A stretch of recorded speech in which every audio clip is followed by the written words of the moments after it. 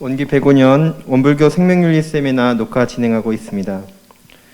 5번째 발표는 사회 존엄한 죽음을 준비하는 세계라는 제목으로 이진훈 위원님께서 해주시겠습니다.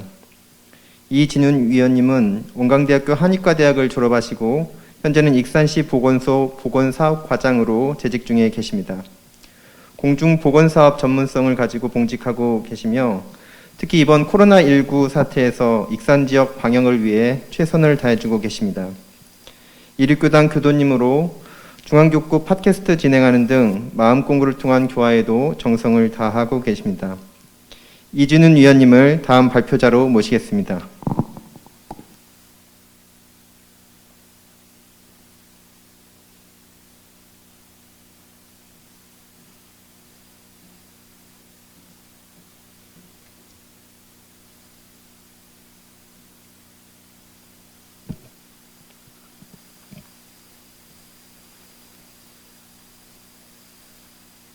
네, 반갑습니다. 안녕하세요. 보건소에서 근무하는 이현도입니다. 제가 발표할 주제는 존엄한 죽음을 준비하는 세계입니다.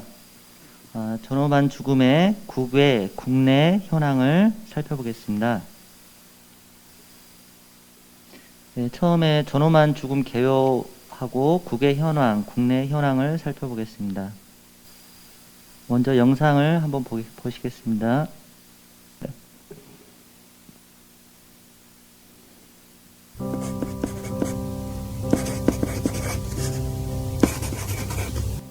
알 수 없는 이유로 쓰러진 아내의 인공호흡기를 떼내 살인죄로 기소된 50대 이씨. 국민참여재판에서 징역 5년을 선고받았는데요. 아내가 평소 연명치료 거부 의사를 밝혔다는 게 이씨의 주장. 하지만 검찰은 합법적 방법이 아니란 점 등을 들어 중형을 구형했습니다. 지난 2018년 연명의료 결정제도가 시행되면서 임종을 앞둔 환자가 일명 존엄사를 택할 수 있는 길이 열렸습니다. 인공호흡기 착용처럼 생명 현장에 필요한 시술을 멈추는 방법으로 이뤄지는데요. 환자가 사전에 관련 서류를 내거나 가족 동의를 받을 경우에 가능합니다. 약 2년 반 동안 이 제도를 통해 삶을 마감한 사람은 약 11만 명. 그러나 사전 연명의료 의향서나 연명의료 계획서를 미리 준비한 이는 74만여 명으로 성인 인구의 2%도 안 돼 아직 갈 길이 멉니다. 우선 사전적 정의의 통일이 시급한데요. 국가생명윤리정책원은 연명의료 결정법상 존엄사, 안락사는 존재하지 않는 표현이라고 설명하지만 단어를 쓰는 사람마다 의미는 제각각입니다. 안락사는 어떤 형태로든지 고통스럽지 않은 죽음을 맞이하는 것을 의미하는데 그중에 연명의료를 중지하거나 또는 조력 사망을 묶어서 그걸 존엄사라고 부르는 것이 일반적인 형태입니다. 한쪽에선 연명치료 중단을 넘어 약물, 기구 등 의료진 도움을 받는 조력 사망에 대한 공론화가 필요하다는 주장도 나옵니다.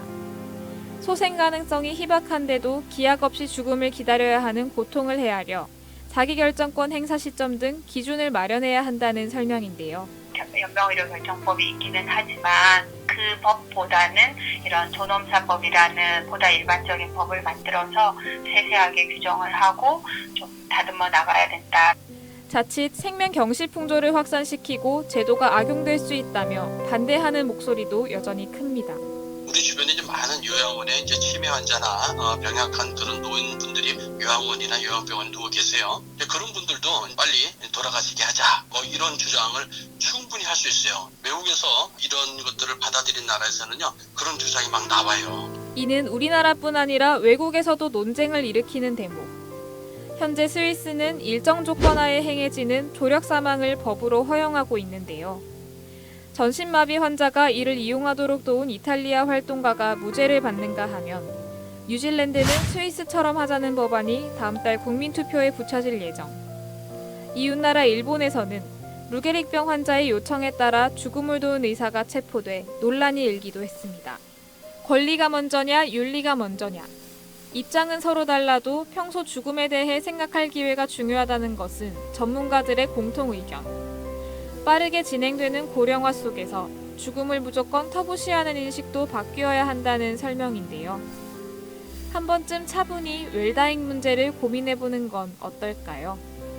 평상시에 가족들한테 알린다든지 이런 사전 연명의료 의향서를 작성해 둠으로써 자기가 가지고 있는 임종기의 연명의료와 관련한 생각을 표현해 놓고 또 그 과정을 통해서 깊게 생각하는 것이 필요하지 않을까 싶습니다. 예, 영상을 보셨습니다. 현재 이 영상은요, 올해 9월 달에 제작된 영상인데요. 삶을 통해 이 제도를 통해 삶을 마감한 사람이 현재는 13만 명 정도 되고요. 그리고 연명의료 의향서나 계획서를 통해 작성하신 분들은 한 77만 명 정도 되신다고 합니다. 오늘 짧은 시간이지만 죽음에 대해 생각할 중요한 기회인 것 같습니다. 제도권 내에서 허락되는 선택적 죽음의 종류입니다. 사전적 정의는 통일이 안 되어 있고요. 법률상으로 존재하지 않는 표현입니다. 또한 단어를 쓰는 사람마다 또 의미가 조금씩 다르게 쓰이고 있습니다. 존엄사는 연명의료를 중단하는 행위이고요. 또 안락사는 환자의 선택에 따라서 의사가 독극물을 주입해 사망하게 하는 행위입니다. 조력자살은 환자가 독극물을 처방받아서 자신이 직접 약을 먹거나 주입해 사망하는 행위인데요. 존엄사가 소극적인 안락사의 개념이라면 안락사는 좀 적극적인 안락사 개념이고요. 또 안락사가 의사에 의해서 하는 행위이다 보니 타살 개념이 있습니다. 또 조력자살은 의사에게 처방을 받지만 자신이 직접 약을 먹거나 주입해서 사망하는 행위이다 보니 자살 개념으로 그렇게 생각을 하고 있습니다.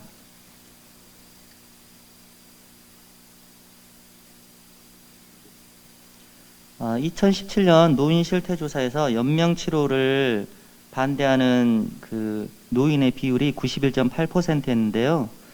2014년 88.9%보다 더 상향된 수치입니다. 대부분 어르신들께서는 존엄사를 하고 싶어하는 그런 생각이 있다고 하시는데요.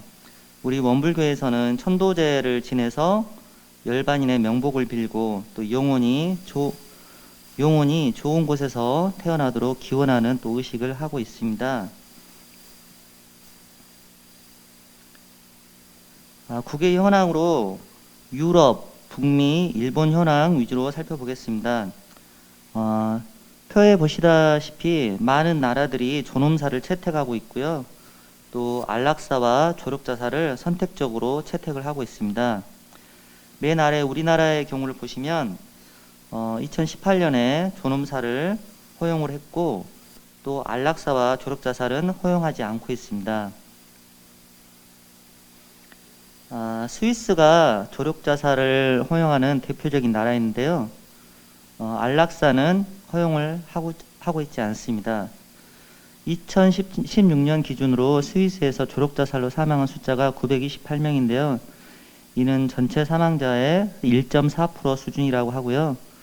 특히 스위스는 외국인에게 조력자살을 허용해서 조력자살을 하러 스위스에 외국인들이 많이 가고 있는 현실입니다. 또 2006년부터는 특정한 질병이 없어도 또 고령의 노인에게 우울증이나 정신질환자들을 대상으로 조력자살도 허용하고 있습니다. 스위스에서는 1942년부터 이 조력자살을 허용했다고 합니다. 대신에 이기적인 동기, 그러니까 재산 상속을 받기 위해서 부모의 자살을 돕는다던가 이제 이렇게 하면은 오히려 이것은 조력자살로 보지 않고 5년 이하의 징역형을 구형한다고 합니다. 스위스에서는 우리나라하고 마찬가지로 예전에 높은 자살률로 사회에 문제가 됐다고 해요. 근데 이제 인간답게 죽는 방법을 열어주자는 여론이 이런 졸업 자살을 허용하게 된 계기가 됐습니다. 투신 자살이나 총기 자살보다는 그래도 조력 자살로 생을 마감하는 게 더 인간적이다 이렇게 본 거죠. 스윗에서 블루하우스 내용을 서울신문 탐사기획부는 조력 자살이 실제 이뤄지고 있는 스위스로 향했습니다. 스위스의 조력 자살 단체 디그니타스의 도움을 받아 사망한 한국인들의 발자취를 쫓기 위해서입니다. 이제 디그니타스의 특징이 조력 자살을 외국인한테도 도와주는 기관이다 보니까 외국인 같은 경우는 디그니타스가 소유하고 있는 어떤 집으로 가서 시행을 하는 거죠. 그리고 그 시행을 하는 집이 이제 파란색 지붕으로 된 2층짜리 건물. 그래서 그냥 블루하우스라고. 이곳에 사는 주민들은 블루하우스에 대해 알고 있을까? Can die here. Yes. Many countries. Yes. You Yes. can't do that. Yeah, they come from yeah and France. Yeah, also. 디그니타스가 운영하는 블루하우스는 취리히주 페피콘이라는 지역에 위치해 있습니다. 이날 이곳을 찾는 외국인들을 만나고 싶어 무작정 기다려봤지만 어느 누구도 만날 수는 없었습니다.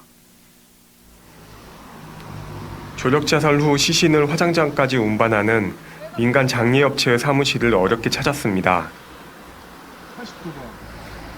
조력 자살로 숨을 거둔 한국인의 흔적을 발견할 수 있을까 기대했습니다. 그러나 디그니타스와 비밀 협약을 맺었기에 어떠한 정보도 줄 수 없다는 대답만 돌아왔습니다. 다음 날 블루하우스를 다시 찾았습니다.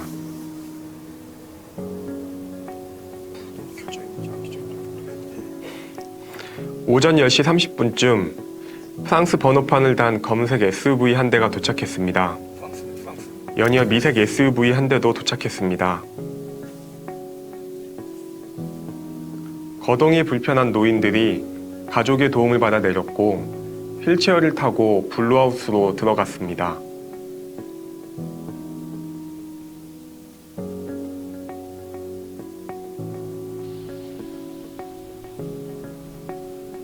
담담하셨던 것 같고 가족들이나 그 조력 자살을 시행하시는 분이나 어떤 크게 슬퍼하시는 모습은 이렇게 보이진 않았거든요. 블루하우스를 찾은 외국인들은 여러 서류 작업을 해야 합니다. 조력 자살에 대한 본인의 의사를 명확히 밝히는 겁니다. 이후 디그니타스 직원들에게 치사약을 건네봤습니다. 약을 복용하면 보통 수분 내에 사망합니다. 이날은 예상보다 늦었습니다.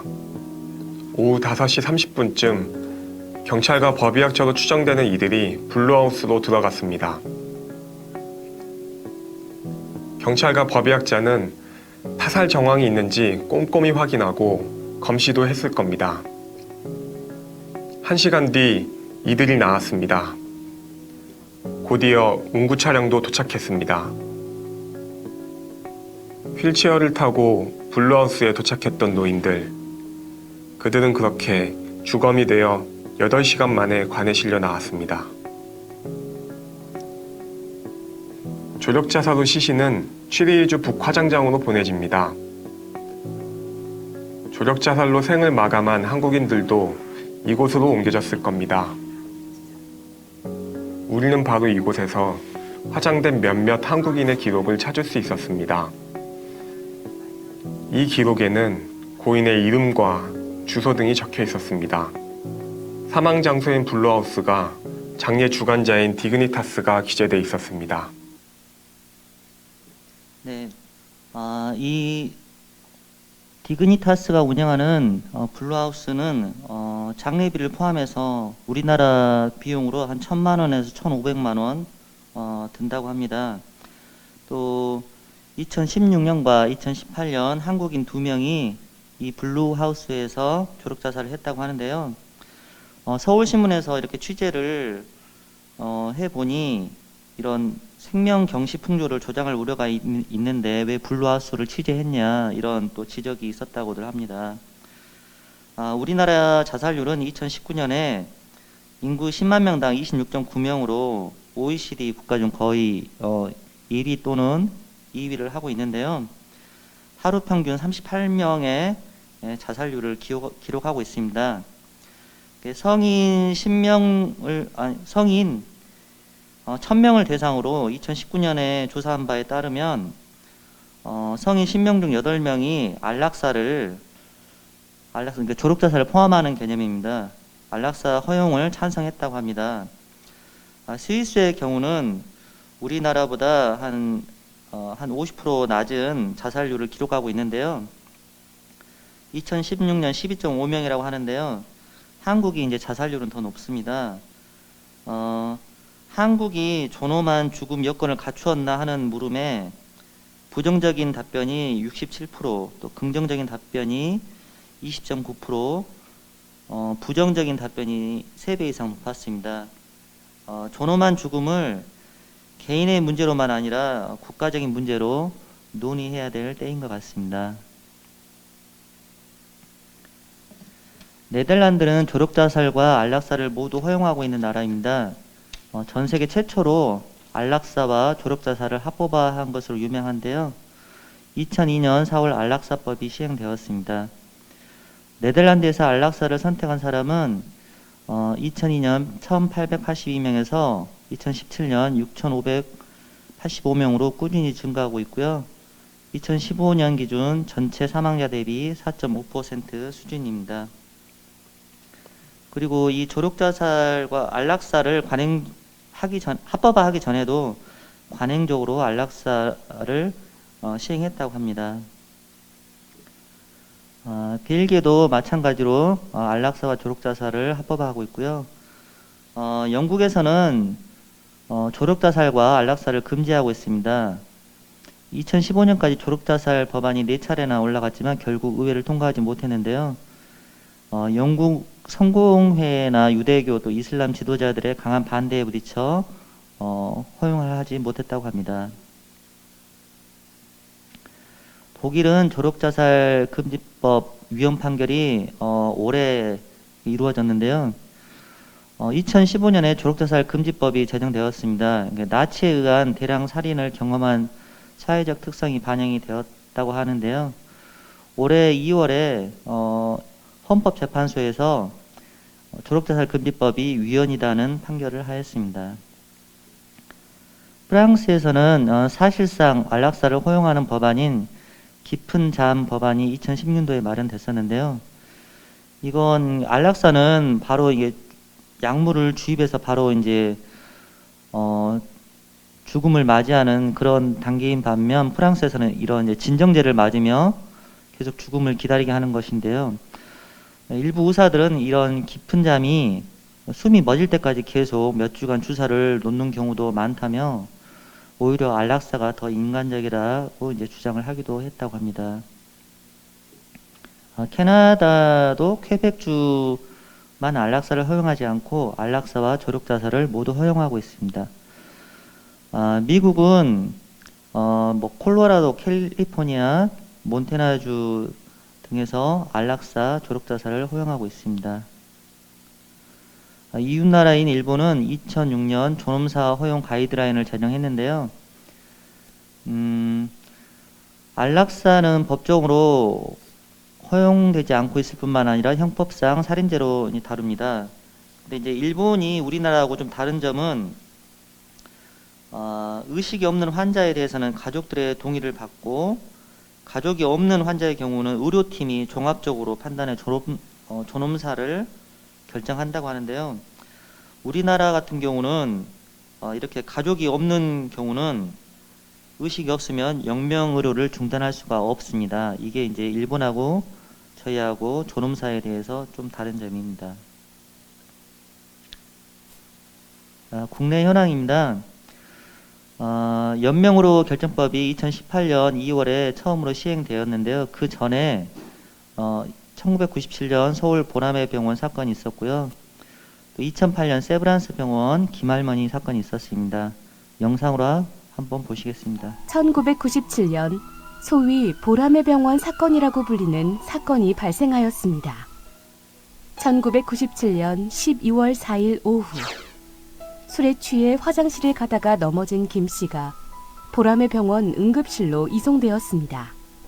그날 저녁부터 다음날 새벽까지 응급 뇌수술을 받은 김 씨는 자발 호흡이 완전하게 돌아오지 않아 인공호흡기를 부착하여 치료를 받고 있었는데요.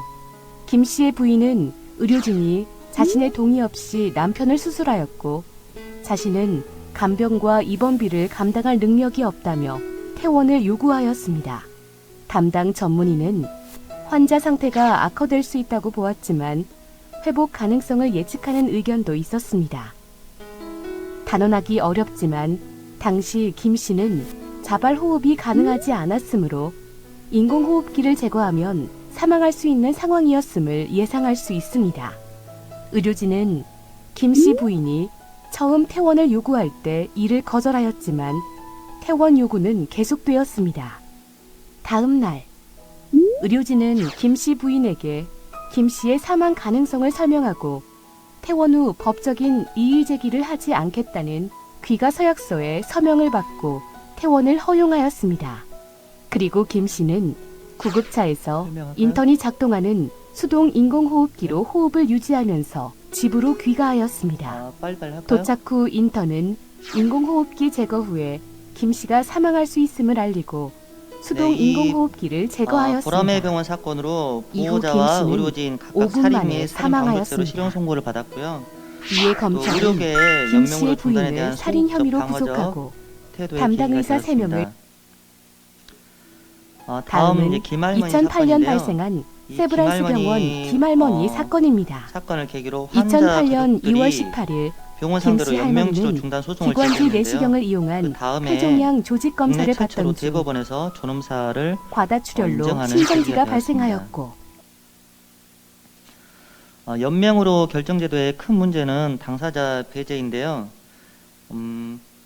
표를 보시면은 이제 환자 가족의 진술이 한 3분의 1 정도 되고요. 환자 가족의 전원 합의가 한 3분의 1 정도, 또 연명으로 계획서와 사전 연명으로 의향서가 3분의 1 정도 됩니다. 그러니까 자기의 결정보다는 3분의 2가량이 가족 결정에 의해서 세상을 떠나고 있는 현실입니다. 연명으로 중단 결정 절차는 이제 참고하시고요. 사전 연명으로 의향서는 현재 우리나라 19세 이상 인구의 1.24%가 등록되고 있습니다. 또 70대, 60대, 80대 순으로 등록하고 있고요. 여성이 남성보다 2배 이상 등록하고 있습니다. 연명으로 계획서는 매년 꾸준히 증가하고 있고요. 또 70대, 60대, 50대 순으로 작성을 하고 있습니다. 남성이 여성보다 더 많이 작성을 하고 있고요. 마지막 단계인 연명으로 중단 결정 이행서인데요. 매년 꾸준하게 증가하고 있습니다. 네, 감사합니다. 코로나 위기 속에서도 원만한 마음으로 감사 생활을 할 수 있는 날들이 되길 바랍니다. 감사합니다.